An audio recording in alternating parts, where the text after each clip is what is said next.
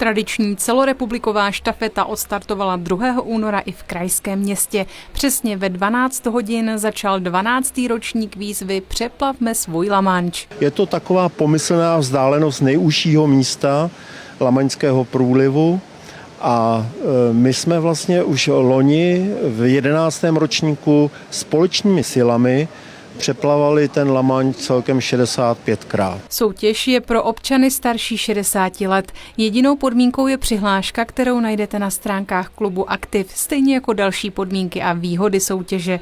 Většinou se hlásí seniori opakovaně. Jako váleční veteráni sem chodíme pravidelně.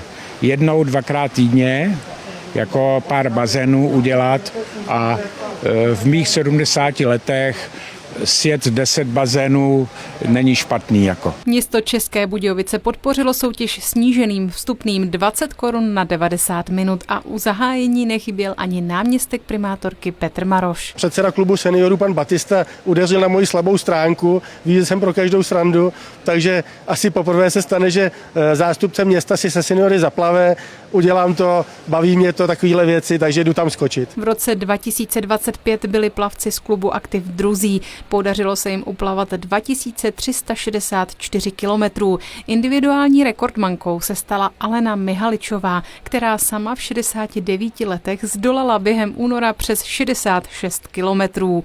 Letos je účast rekordní. A letos se nám přihlásil rekordní počet 336 účastníků plavání, ale další se mohou ještě hlásit, protože uzávěrka těch přihlášek je až 16. února. Tak uvidíme, jestli se letos podaří plavcům z Českých Budějovic vyhrát soutěž po 9.